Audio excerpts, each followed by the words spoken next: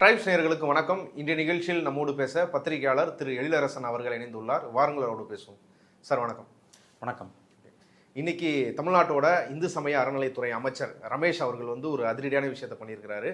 காலையிலே மாறு வேஷத்தில் மாஸ்க்கு, கருப்பு டிஷர்ட்டு இதெல்லாம் போட்டுக்கிட்டு திருச்செந்தூர் கோயிலுக்கு ஆய்வுக்கு போயிருக்கிறாரு. ஆய்வுக்கு போன அவர்கிட்டயே லஞ்சம் கேட்டு சில பேர் மாட்டிக்கிட்டாங்க. இன்னும் சில ஊழியர்கள் இந்த மாதிரி எல்லாரையும் தண்டனைக்கு உட்படுத்திருக்கிறாரு. இதை பார்த்து உடனே பலர் பார்த்தீங்களே, ஒரு சின்ன பையன் என்ன பண்ணுவான்னு பேசுனீங்க, ஒரு அமைச்சர் ஆகிட்டவனே. ஆனால் இன்னைக்கு அவர் எப்படிப்பட்ட அதிரடியான நடவடிக்கைகள்லாம் செஞ்சிருக்கிறாரு. அவரோட சமூக பின்னணியை வச்சு அவர் விமர்சனத்துக்கு உள்ளாக்குனீங்க. ஆனால் இன்னைக்கு பார்த்துங்க எப்படிப்பட்ட வேலையெல்லாம் பண்ணியிருக்கிறான்னு சொல்லி ஒரு பக்கம் அவருக்கு பாராட்டுகள் குவிஞ்சவனமாக இருக்குது. இன்னொரு பக்கம் அவர் எடுத்த இந்த நடவடிக்கையிலே பாகுபாடு இருக்குதுன்னு விமர்சனத்துக்கு உள்ளாயிருக்குது. நீங்கள் இந்த நடவடிக்கை எப்படி பார்க்குறீங்க? இந்த இந்து சமய அறநிலையத்துறை அமைச்சர் ரமேஷ் இவர் அமைச்சர் ஆகிறதுக்கு முன்னாடியே இந்த மாதிரி ஆய்வு பணிகள்லாம் மேற்கொண்டார். திருச்சி, இவர் ஸ்ரீரங்கத்தில் எம்எல்ஏவானார். அதனால் திருச்சியில் போயிட்டு ஜிஹெச்சில் திடீர் ஆய்வு மேற்கொண்டார். அப்போது நோயாளிகள்கிட்ட கேட்கும்போது இந்த வீல் சேர் வச்சு நோயாளிகளை தள்ளிட்டு போவாங்களே பேஷண்ட்டை, அப்படி இருக்கக்கூடிய கீழ்மட்ட பணியாளர்கள், கீழ்நிலை பணியாளர்கள் இருக்காங்கல்ல, அவங்க வீல் சேரை தள்ளுறதுக்கு 10 ரூபா 20 ரூபா லஞ்சம் கேட்குறாங்க அப்படின்னு சொன்னார். அதாவது பணம் கேட்குறத இவர் பெருசாக அதை சொல்லி அவர்கள் மீது நடவடிக்கை எடுக்க சொல்லி நான் டாக்டர்ஸ்ட்டை சொல்லியிருக்கேன், அவங்க நடவடிக்கை எடுத்துட்டாங்க அப்படின்னு சொல்லிட்டு ப்ரெஸ் ரிலீஸ்லாம் கூட வந்துச்சு. அவங்களாம் வேற ஒரு இடத்துக்கு டிரான்ஸ்ஃபர் செய்யப்பட்டாங்க, பணியிட மாறுதல் செய்யப்பட்டாங்க. ஆனால் பொதுவாக அந்த மாரி கலைநிலை ஊழியர்கள்லாம் அந்த பகுதியை சேர்ந்தவங்களா இருப்பாங்க. ஆமாம், அந்த ஹாஸ்பிட்டல் இருக்கிற பகுதியிலே வந்திருப்போம். அவங்கள டிரான்ஸ்ஃபர் பண்ணால் போக்குவரத்துக்கே அவங்க சம்பளம் பண்ண முடியாது. அப்படி ஒரு புரட்சியை இதெல்லாமே அந்நியன் படம், சங்கர் படங்கள்லாம் இருக்குல்ல, முதல்வன் படம், முதல்வன் படம், சங்கர் படம். சங்கர் படமே பொதுவாக இந்த மாதிரி காட்சிகள்லாம், யாராவது கீழ்நிலை ஊழியர்கள் அவங்களெல்லாம் டார்கெட் பண்ணி அவங்க தான் 50 ரூபா வாங்குறாங்க, 100 ரூபாய் வாங்குறாங்க, அந்த மாதிரியான ஒரு பிம்பம். அந்த 50 ரூபா 100 நாள் பல பேர் தற்கொலை பண்ணி இறந்து. ஆமாம், அதாவது என்னன்னா இந்த மாதிரி வரக்கூடியவர்கள், ஒடுக்கப்பட்ட பிற்படுத்தப்பட்ட சமூகங்கள்லேருந்து வேலைக்கு வரக்கூடியவர்கள் நியாயமாக நடந்துக்க மாட்டாங்க, இந்த மாதிரி லஞ்சம் கேட்பாங்க, மக்களை அவதிக்குள்ளாக்குவாங்க. இந்த மாதிரியான ஒரு பிம்பம் தான் சங்கர் படத்தில் தொடர்ச்சியாக வந்துகிட்டு இருக்கோம். அது நிறைய பேர், நிறைய இளைஞர்கள் சங்கர் படத்தை நம்பி புரட்சியாளர்களாக மாறுற விஷயம்லாம் இருக்குது. 10 ரூபா 10 காசு வாங்கக்கூடாது, 20 காசு வாங்கக்கூடாது, பள்ளிகளில் போய் பில்லு கொடு, ஆமாம் பில்லு கொடுங்கன்னு கேட்குறது, இந்த மாதிரி புரட்சியெல்லாம் பண்ணுறாங்க. ஆனால் நம்ம இதெல்லாம் சரின்னு சொல்லலை, ஆனால் இவர்கள் என்ன தோற்றத்தை ஏற்படுத்தினாங்க அப்படின்றதான் முக்கியம். இப்போ இன்னைக்கு என்ன பண்ணியிருக்காரு அப்படின்னா, திருச்செந்தூருக்கு போயிட்டு திடீர் ஆய்வு. காலையிலே 5 மணிக்கு போனாராம். அங்கே போயிட்டு அர்ச்சகர்கள்ட்ட நாங்கள் ஸ்பெஷல் தரிசனம் அதுக்காக பணம் கேட்டிருக்காங்க. அந்த பணத்தை ஜிபே மூலியமாகவே அனுப்பியிருக்காரு. 4000 ரூபாய் அப்படின்னு, ஒரு ஆளுக்கு 1000 ரூபாய். ஆமாம், 4000 ரூபாய் கொடுத்துருக்காரு அப்படின்னு சொல்லிட்டு அவர்களெல்லாம் கையும் களவுமாக பிடிச்சிட்டாரு அப்படின்னு சொல்லிட்டு. இது தவிர அங்கே காவலுக்கு இருந்தவர்கள், கார்ட்ஸ் இருப்பாங்கள்ல அவங்க, அதே மாதிரி மொட்டை அடிக்கிற இடத்துல மொட்டை அடிச்சுட்டு டோக்கன் வாங்கிட்டு மொட்டை அடிக்கும் போது அதில் ஏதாவது காசு வாங்குறாங்கல்ல, மொட்டை அடிக்கிறவங்க எவ்வளோ வாங்கிடுவாங்க.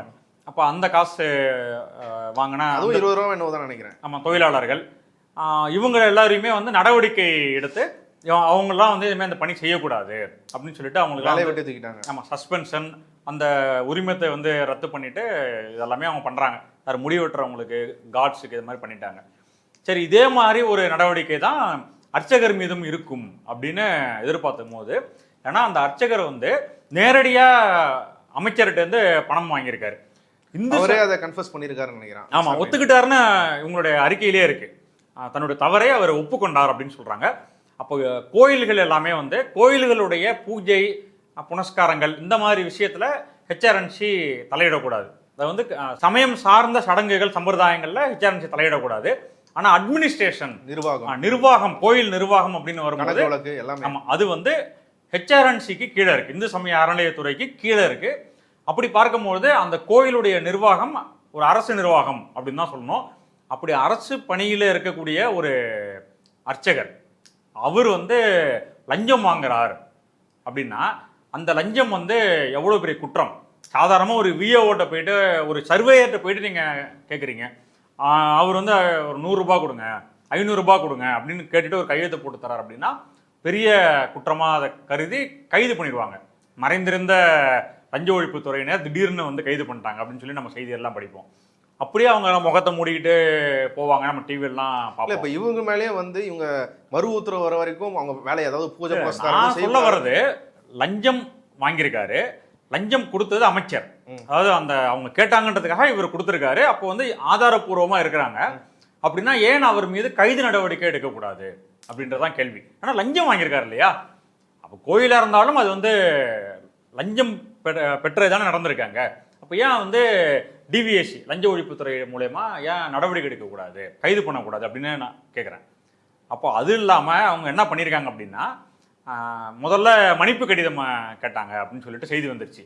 உடனே அப்போ பிரஸ்ட்டை வந்து சந்திச்சு, இல்லை மன்னிப்பு கடிதம் கிடையாது, விளக்கம் கேட்டு கடிதம் வாங்கியிருக்கோம் அப்படின்னு அமைச்சரே சொல்றாரு. இல்ல அவர் மேல அந்த விமர்சனம் வந்தது, இங்க மட்டும் ஒரு பாகுபாடு காட்டுறாரு அப்படின்னு. அதுக்கு அவர் தான் வந்து விளக்கம் கொடுக்குறாரு. அது மன்னிப்பு கடன் இல்ல, தவறான செய்தியை நீங்க பரப்பாதீங்க, அவதூறு பரப்புற மாதிரி பரப்புறீங்க, அது விளக்க கடிதம். அந்த விளக்க அவர் ப்ரொசீஜர்ன்றாரு. அந்த ப்ரொசீஜர் நான் உங்களை கேட்குறேன், ஏதாவது ஒரு தவறு நடந்திருக்கு, ஒரு கம்ப்ளைண்ட் வருது, ஏதாவது ஒன்று இதாகுது, இன்ஸ்பெக்ஷனில் தெரியுதுன்னா நீங்கள் விளக்க கடிதம் கேட்கலாம். நீங்கள் நேரடியாகவே பணம் கொடுத்துருக்கீங்க ஜிபேல, என்ன விளக்கம் கேட்குறாங்க? இப்போ அவரும் ஒத்துக்கிட்டாரு. ஆமாங்க, அவர் ஒத்துக்கிட்டாரு. என்ன விளக்கம் கேட்க வேண்டிய என்ன அவசியம் இருக்கு இதுல? ஆனா ப்ரொசீஜர். அப்போ நீங்கள் வந்து இதே மாதிரி தான் லஞ்சம் வாங்குற அதிகாரிகளுக்கெல்லாம் நீங்கள் விளக்கம் கேட்டு தான் கைது பண்ணுறீங்களா? எதனால நீங்கள் இந்த பணத்தை வாங்கினீங்க, என்ன நடந்துச்சு அப்படின்னு விளக்கம் கேட்குறீங்களா? கைது பண்ணுற பேருக்கு விசாரிப்பாங்க, அவ்வளோதானே. அது இன்னொரு பெரிய தண்டனை என்ன தெரியுங்களா? மறு உத்தரவு வரும் வரை பூஜை செய்வதற்கு தடை அப்படின்னு என்ன அர்த்தம்? இது வேலை இல்லாத சம்பளம். பூஜை செய்யக்கூடாது, கைங்கரியம் செய்யக்கூடாது அப்படின்னு அந்த நடவடிக்கை எடுத்த அந்த உத்தரவுல இருக்கு. அப்போ என்ன அது இது? அப்போ அவர் வந்து இது வந்து ஒரு விஷயம், அந்த ஒரு தனி மனிதர் மட்டுமே அந்த பிரச்சனையை, அந்த பணத்தை வாங்கி அவர் மட்டுமே பலன் பெறக்கூடிய நிலையில கிடையாது. அந்த கோயிலுக்கு போயிட்டு வர எல்லாருக்குமே தெரியும், யாரா இருந்தாலும் அங்கே இருக்கக்கூடிய அர்ச்சகர் எல்லாருமே நீங்க அணுகுனீங்கன்னா உள்ள கொண்டு போவாங்க. தனியா நீங்க அதுக்கு பணம் கொடுத்தீங்கன்னா அதுக்கு தகுந்த மாதிரியான மரியாதை எல்லாமே நடந்துகிட்டு இருக்கு. நீண்ட காலமா இந்த பிரச்சனை இருக்கு, அர்ச்சகர்கள்ல காசு வாங்கிட்டு தான் உள்ள பக்தர்களை கொண்டு போறாங்க அப்படின்னு இருக்கும்போது, நீங்க இப்போ இந்த ஒரு அர்ச்சகர் மட்டும் தான் பிரச்சனை பண்ணாரு, அவர் மட்டும் தான் தவறு பண்ணாரு அப்படின்ற மாதிரியான தோற்றம் தவறானது. நீங்க விசாரிச்சீங்கன்னா, பக்தர்களை விசாரிச்சாலும் சரி, அங்க இருக்கக்கூடிய அதிகாரிகள் யாரை கேட்டாலும் உங்க இன்ஸ்பெக்ஷன்ல மொட்டடிக்கிறவர் தப்பு பண்ண தெரியுது, காவலாளிகள் தப்பு பண்றது தெரியுது. அப்போ அங்க இருக்கக்கூடிய அர்ச்சகர்கள் அவங்களுக்கு ஏதாவது வார்னிங் கொடுக்கப்பட்டுச்சா, இந்த மாதிரி நீங்க எல்லாருமே இந்த மாதிரி செய்யறீங்க அப்படின்னு சொல்லிட்டு எனக்கு இன்ஸ்பெக்ஷன்ல ஆய்வுல தகவல் வந்திருக்கு, உண்மைன்னு தெரிய வந்திருக்கு அப்படின்னு சொல்லிட்டு நீங்க ஏதாவது எச்சரிக்கை கொடுத்தீங்களா? ஒண்ணுமே கிடையாது. மறு உத்தரவு வரும் வரை பூஜை செய்ய வேண்டாம் அப்படின்றது எவ்வளவு பெரிய தண்டனை அது. அதை கொடுத்துருக்காங்க. அவர் அந்த வேலையில தான் இருக்காரு, அவர் சம்பளம் வரும், எல்லாம் வரும், பூஜை மட்டும் செய்யக்கூடாது. ஏங்க அவர் வேற எல்லாமே செய்யலாம், கோயில வேற கோயில்ல கூட போய் பூஜை பண்ணிக்க போறாரு, என்னன்னா வேற ஏதாவது நிகழ்ச்சிகள், வீடு குடி போறது, திருமண நிகழ்ச்சிகள் அப்படி போயிட போறாரு. ஒன்றும் பெரிய தண்டனைலாம் கிடையாது. ஆனா ஒரு தண்டனை கொடுத்த மாதிரி, ஒரு பெரிய புரட்சி நடந்த மாதிரி ஒரு பெரிய தோற்றத்தை ஊடகங்கள் மூலமா இப்ப அவர் அமைச்சர் அவங்க எல்லாம் காப்பாற்றணும்னு நினைச்சா அதை வெளிப்படுத்திடவே தேவையில்ல, அதை எக்ஸ்போஸ் பண்ணிருக்கவே தேவையில்ல. அவரு ஏங்க எக்ஸ்போஸ் பண்ணியிருக்க தேவையில்லைன்றதெல்லாம் கரெக்டு தான். ஆனால் எக்ஸ்போஸ் பண்ணிட்டு பெரிய புரட்சி அப்படின்னு வரும்போது அது நடவடிக்கை நீங்கள் என்ன எடுக்கிறீங்கன்றதான் எங்கள் கேள்வி. நீங்கள் வந்து அவர்கிட்ட நான் ப்ரீஜுடிஷாக நடந்துக்கிறாரு, முன்னாடிலாம் அது மாதிரி இருக்கார் அப்படின்னு கூட நான் சொல்ல வரல. நடவடிக்கை எல்லோருக்கும் ஒன்றாக இருக்கா அப்படின்றதான் கேள்வி. நீங்கள் வந்து லஞ்சம் கையும் களவுமாக பிடிபட்டார் அப்படின்னு அடுத்த வார்த்தை என்ன? நீங்க பேப்பர்ல படிக்கிறீங்கல்ல, கையும் களவுமாக பிடிபட்டார் அப்படின்னா அடுத்த வார்த்தை கைதுன்னு வரணும்ல. அப்ப அது வரலன்றதான் நம்ம கேள்வி. அதனாலதான் இந்த சந்தேகம் எல்லாருக்கும் வருது. அதனாலதான் சோசியல் மீடியால அதை கேள்வி கேட்கறாங்க. அறநிலைத்துறை அமைச்சரா இவரை நியமிக்கும் போதே வந்து விமர்சனங்கள் வந்து அதிகமா வந்தது. இவர் வந்து ஒரு பார்ப்பன சமூகத்தை சார்ந்தவர், இவருக்கு எப்படி அதை கொடுக்கலாம்? ஒரு சமூக நீதியை பேசிட்டு அரசு அமைச்சிருக்கிற ஒரு கட்சி எப்படி இவங்களுக்கு அதை கொடுக்கலாம்? நீங்க ஒரு பிற்படுத்தப்பட்டவருக்கோ இல்ல ஒடுக்கப்பட்ட சமூகத்துல இருந்தோ வந்து உங்களுக்கு கொடுக்குறது தானே சமூக நீதினு சொல்லி விமர்சிக்கப்பட்டது. இவங்களும் இந்துன்ற இதுக்குள்ள தானே இருக்கிறாங்க, ஏன் இவங்களுக்கு கொடுக்கக்கூடாது? ஏன் அது விமர்சனமா பார்க்கப்படுது? இல்லை, அதாவது இவருக்கு மட்டும் கொடுத்ததுனால அந்த பிரச்சனை வரல. அந்த துறையினுடைய செயலாளர் அவரும் அமைச்சரும் ஒரே சமூகத்தை சேர்ந்தவர்களாக இருக்கும்போது அதில் வந்து சந்தேகம் வருது. ஏன்னா இந்து சமய அறநிலையத்துறையினே ஒரு துறை இருக்கக்கூடாது அப்படின்றது தான் பாரதிய ஜனதாவும் சரி, அவங்களுடைய சார்ந்த இந்து அமைப்புகள் எல்லாரும், இந்து முன்னணி போன்ற அமைப்புகள், அவங்களுடைய கொள்கை என்னன்னா ஹெச்ஆர்என்சி இருக்கக்கூடாது, அரசாங்கத்தினுடைய கட்டுப்பாட்டில் இந்து கோவில்கள் இருக்கக்கூடாது அப்படின்றதான் அவங்களுடைய கொள்கை. அது பாஜக இவருக்கு என்ன சம்பந்தம்? அது பாஜகவோட கொள்கை தானே. இல்லை, அப்படி ஒரு கொள்கை இருக்கும்பொழுது இந்த மாதிரி ரெண்டு பேரும் ஒரே சமுதாயத்தை சேர்ந்தவர்கள் வராங்க அப்படிங்கும்போது சந்தேகம் வருது அப்படின்ற ஒரு குரல் வந்துச்சு. அதுக்கு இவங்க ரெஸ்பான்ஸ் அரசாங்க தரப்புலேருந்து என்ன அப்படின்னா, நாங்கள் வந்து செக்ரட்டரியை மாற்றிடுறோம் அப்படின்னு சொல்லிட்டு செயலாளர்களை மாற்றிட்டாங்க. ஆனால் இதுக்கு என்ன விளக்கம் கொடுத்தாரா ஆதவ அர்ஜுன் அப்படின்னா, நாங்கள் வந்து செக்ரட்டரியை மாற்றிடுறோம், நாங்கள் வந்து செயலாளர்களை மாற்றிடுறோம் அப்படின்னு சொல்லிட்டு செயலாளர்களை மாற்றிட்டாங்க. ஆனால் இதுக்கு என்ன விளக்கம் கொடுத்தாரா ஆதவ அர்ஜுன் அப்படின்னா, நாங்கள் வந்து செக்ரட்டரியை மாற்றிடுறோம் அப்படின்னு சொல்லிட்டு செயலாளர்களை மாற்றிட்டாங்க. ஆனால் இதுக்கு என்ன விளக்கம் கொடுத்தாரா இவருடைய கம்யூனிட்டி, இவருடைய ஜாதி எனக்கு என்னன்னு தெரியாது அப்படின்னு அவர் சொன்னார். அது வந்து மனசறிந்து பொய் சொல்றதா சொல்லுவாங்கல்ல, அது மாதிரியான ஒரு பொய். ஏன்னா அவர் வந்து ஸ்ரீரங்கத்தில் கொண்டு போய் வேட்பாளராக நிறுத்தப்பட்டார். வெங்கட்ராமன் ஒருத்தர் மயிலாப்பூரில் போய் நிறுத்தப்பட்டார். சமுதாயமே தெரியாமல் நாங்கள் யார் என்ன ஜாதினே எங்கள் கட்சியில் தெரியாது அப்படின்னு சொல்கிறதெல்லாம் வந்து அப்பட்டமான பொய். அதை வந்து அவர் மக்கள் நம்புவாங்கன்னு நினச்சிக்கிட்டு அவர் அது மாதிரிலாம் பேசியிருக்காரு. ரமேஷ்ன்ற அமைச்சர் அவருடைய பழைய படங்கள்லாம் வந்து ட்விட்டர்லேருந்து எடுத்து போடுறாங்க. அதில் வந்து பஜ்ரங் தள் கொடியோடு அவர் அந்த பின்னணியில் இருக்கிற மாதிரியான ஒரு படம் சில ஆண்டுகளுக்கு முன்பு அவர் போட்டிருந்த ஃபோட்டோ அதெல்லாம் எடுத்து காட்டுறாங்க. அப்போ இதெல்லாம் வச்சு அதே மாதிரி மற்ற மத நிறுவனங்களில் போய் மத இதில் போய் தமிழில் பாடுன்னு யாரும் பேசுறது, தமிழில் பிரசங்கம் பண்ணுங்க யாரும் சொல்கிறது இல்லை. ஆனால் இங்கே மட்டும் வந்து இந்து மதத்தில் வந்து தமிழில் பாடுன்னு சொல்கிறதுன்றது வந்து தமிழில் அர்ச்சனை பண்ணுங்கன்னு சொல்கிறதுன்றது அது சரி கிடையாதுன்னு அந்த கருத்தையும் அவர் பேசுவார். இந்த மாதிரியான கருத்துக்கள்லாம் அவர் நிறைய இடங்கள்ல அவர் பேசியிருக்காரு கடந்த காலங்களில். அதெல்லாம் எடுத்து இப்போ போடுறாங்க. அதோடு சேர்ந்து ஒரே சமுதாயத்தை சேர்ந்தவர்கள் இந்து சமய அறநிலையத்துறையினுடைய 2 உயர் பொறுப்புக்கு வரும்பொழுது ஒரு எதிர்ப்பு தமிழ்நாட்டுடைய அரசியல் சமூக அந்த பின்னணியிலிருந்து அதோடைய மூமெண்ட்ஸ் இருக்கு இல்லையா, சோசியல் மூமெண்ட் தமிழ்நாட்டில் 100 ஆண்டுகளாக இருக்கு.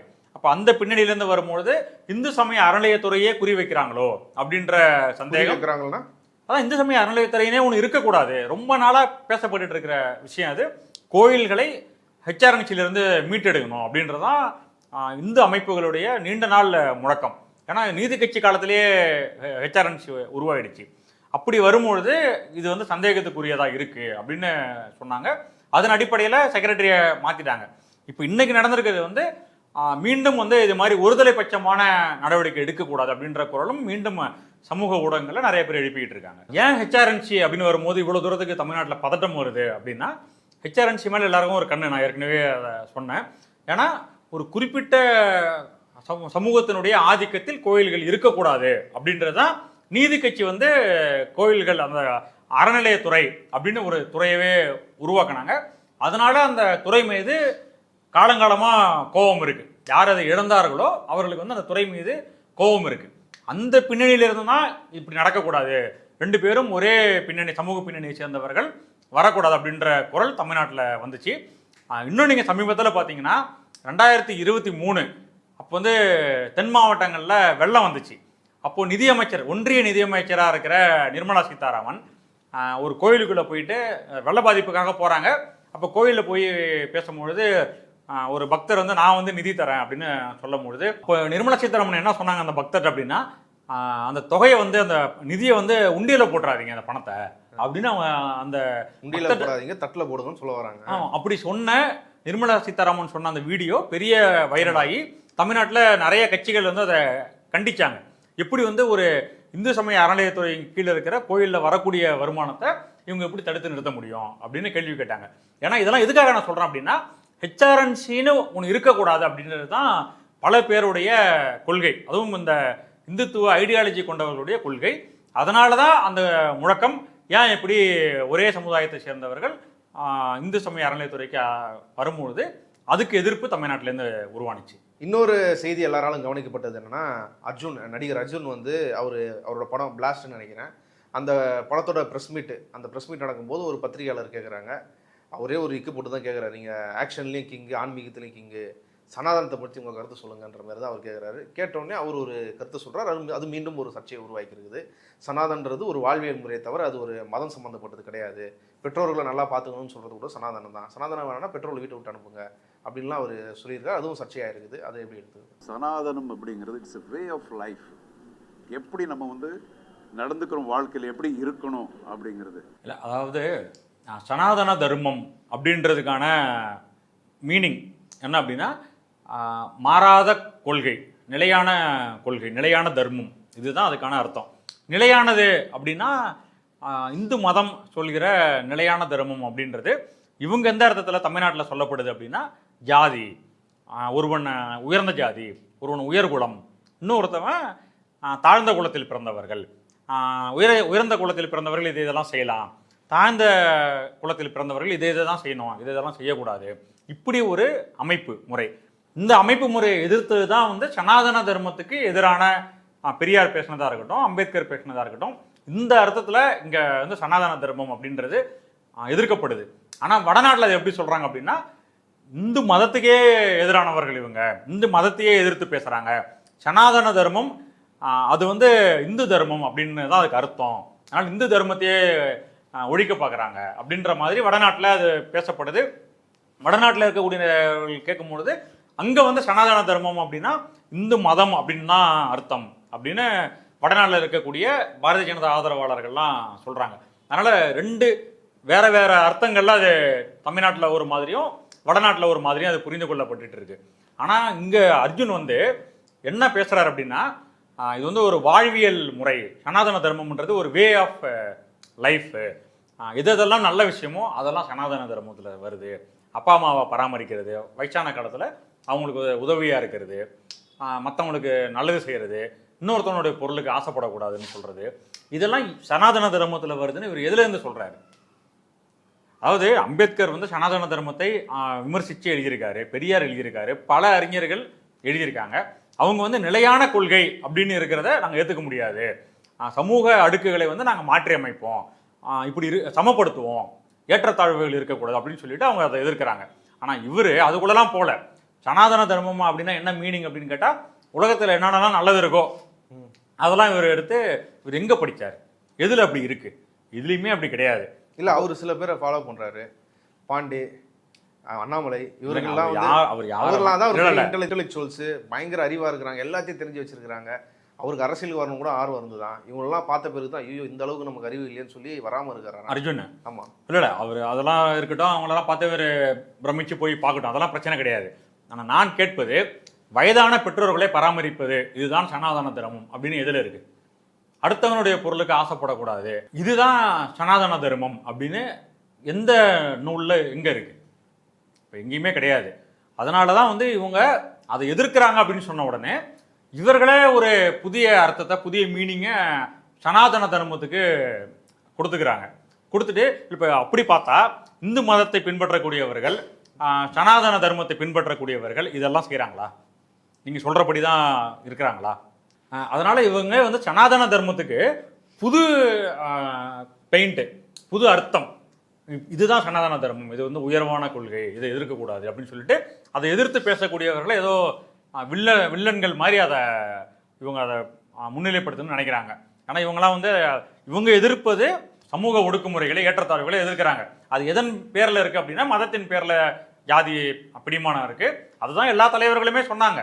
அதை இவங்க எதிர்க்கும் போது இப்போ இருக்கக்கூடிய இளைஞர்களுக்கு, சின்ன பசங்களுக்கு இவங்க என்ன பேசுகிறாங்க அப்படின்னா இப்படி ஒரு உயர்வான கொள்கையை இவங்கெல்லாம் எதிர்க்கிறாங்க, இவங்கெல்லாம் மோசமானவங்க அப்படின்னு ஒரு இளைஞர்கள் மத்தியில் ஒரு தவறான பிம்பத்தை இவர்கள் மீது ஏற்படுத்தணும் அப்படின்றது தான் இவங்களுடைய நோக்கமாக இருக்குது. அதனால இப்படிலாம் பேசிக்கிட்டு இருக்காங்க. பொதுப்பணித்துறை மற்றும் விளையாட்டுத்துறை அமைச்சர் திரு ஆதவ் அர்ஜுனா அவர் இன்னைக்கு வந்து மாணவர்களிடம் வந்து, அதாவது விளையாட்டு வீரர்களிடம் வந்து உரையாற்றுறாரு. அப்போ வந்து சமூகத்தை மேம்படுத்த, நல்ல சமூகமாக மாற்ற கல்வியை விட ஸ்போர்ட்ஸ் தான் முக்கியம். ஏன்னா படிக்கிறவங்களை யாரும் வீரர்கள்னு சொல்கிறது கிடையாது, விளையாடுறவங்கள தான் வந்து வீரர்கள்னு சொல்கிறாங்க.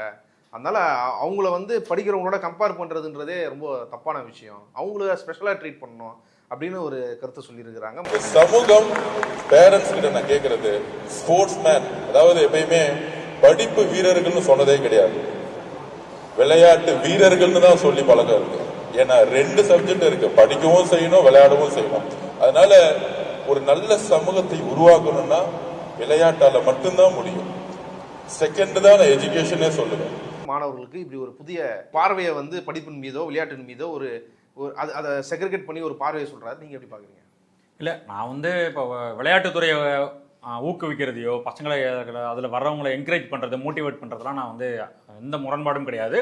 தமிழ்நாட்டில் எல்லா தலைவர்களும் சரி, அது கலைஞராக இருக்கலாம், ஜெயலலிதாவாக இருக்கலாம், இதுக்கு முன்னாடி ஆட்சியில் இருந்தால் எடப்பாடி பழனிசாமி, மு.க. ஸ்டாலின் ஆட்சி, எல்லா ஆட்சியிலையுமே வந்து விளையாட்டுத்துறைக்கு முக்கியத்துவம் கொடுக்கப்பட்டுச்சு.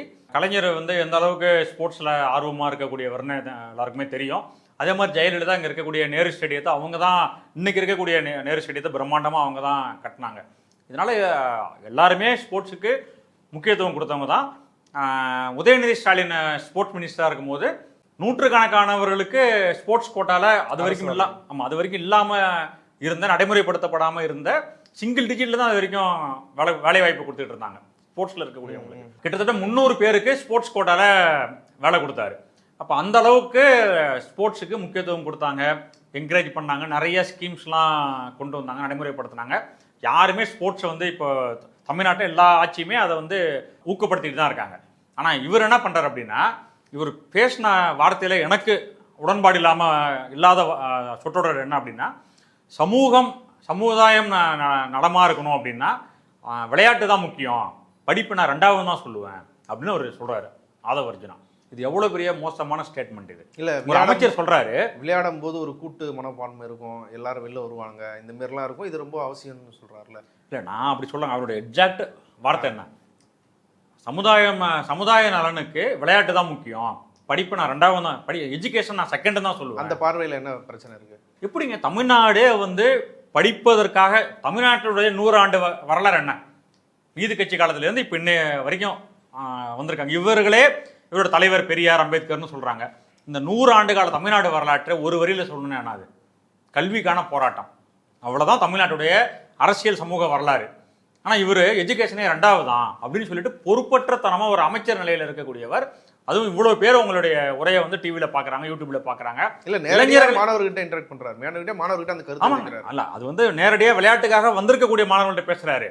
ஆனால் இளைஞர்களுடைய கட்சி அப்படின்னு நீங்கள் சொல்கிறீங்க, சின்ன குழந்தைங்க உங்களுடைய கட்சிக்கு ஆதரவாக ஓட்டு கேட்டிருக்காங்க.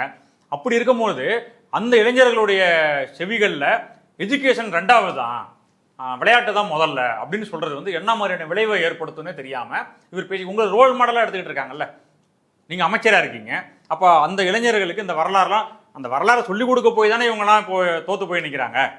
நீங்கள் வந்து சோஷியல் மீடியாவில் ரீல்ஸ் மூலயமா நீங்கள் குழந்தைகள் மூலயமா நீங்கள் வந்துட்டீங்க ஆட்சிக்கு. அப்போ வரலாறு சொல்லிக் கொடுத்தவங்க தோற்று போய் வெளில நிற்கிறாங்க. அந்த வரலாற்றுக்கு சொந்தக்காரர்கள் ஒரு வகையில் திமுக, அண்ணா திமுக இன்னைய தமிழ்நாட்டுடைய கல்வி வளர்ச்சிக்கு, உயர்கல்வியோட வளர்ச்சிக்கு இவங்க முக்கியமானவங்க. கிட்டத்தட்ட 50% உயர்கல்வி சேர்க்கை அந்த GER cross enrolment ratio Tamil Nadu தான் இந்தியாவிலேயே நம்பர் 1. ஆனால் நீங்கள் என்ன பேசுகிறீங்க அப்படின்னா, விளையாட்டு வந்து முதன்மையானது அப்படின்னு சொல்லிட்டு எஜுகேஷன் 2வது அப்படின்ற வார்த்தை தமிழ்நாட்டில் எந்த ஒரு தலைவராவது இதுவரை பேசியிருக்காங்களா? இல்லை. எந்த அளவு, அதாவது படிப்பே கூடாது, கல்வி உரிமையே கிடையாது அப்படின்னு இருந்த சமுதாயங்களில் விழிப்புணர்வை ஏற்படுத்தி எல்லோரும் படிச்சுட்டு வாங்க அப்படின்னு சொல்லிட்டு இன்னைக்கு தமிழ்நாடு அடைந்திருக்கக்கூடிய வளர்ச்சி, இன்னைக்கு தமிழ்நாட்டுடைய பொருளாதார வளர்ச்சி டபுள் டிஜிட்னு சொல்கிறோம்ல, அதுக்கான காரணம் இவ்வளவு தூரத்துக்கு எல்லா சமூகங்கள்ல இருந்தும் எந்தெந்த சமூகங்கள்லாம் ஒதுக்கி வைக்கப்பட்டுச்சோ அதிலிருந்து எல்லாருமே டாக்டர்ஸ், இன்ஜினியர்ஸ், அட்வொகேட்ஸ் எல்லாருமே உருவாகி வந்திருக்காங்க. எல்லாம் இங்கேருந்து வராங்க, படிப்புலேருந்து தானே வராங்க. நீங்கள் வந்து ஸ்போர்ட்ஸை உயர்வாக பேசுங்க, அது தவறு கிடையாது. ஆனால் எஜுகேஷனை வந்து அடுத்த நிலைக்கு நீங்கள் வச்சு பேசுறது மிக மிக தவறு. அப்படி பேசுவது தமிழ்நாடு ஒருபோதுமே அதை அனுமதிக்காது, ஏற்றுக்காது. அதனால் தமிழ்நாடு அரசு வந்து ஸ்போர்ட்ஸுக்கு எப்போதுமே முக்கியத்துவம் கொடுத்துட்டு தான் இருக்குது.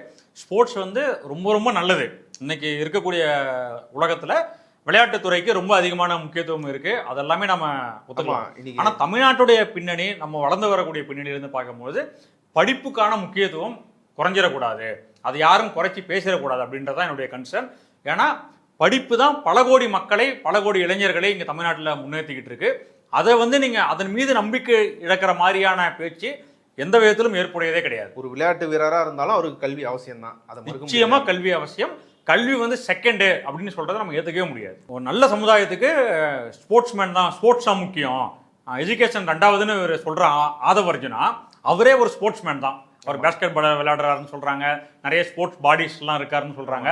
அப்படிப்பட்ட ஆதவ அர்ஜுனா அவர் தான் சமுதாயத்தில் மனிதர்கள் இப்படி தான் இருக்கணும் அப்படின்றதுக்கு அவர் தான் அளவுகோலா? அவருடைய ஸ்டேட்மெண்ட் படி நான் கேட்குறேன், அவருடைய பின்னணி என்ன? எல்லாருக்கும் தெரிஞ்ச பின்னணி தானே வருது.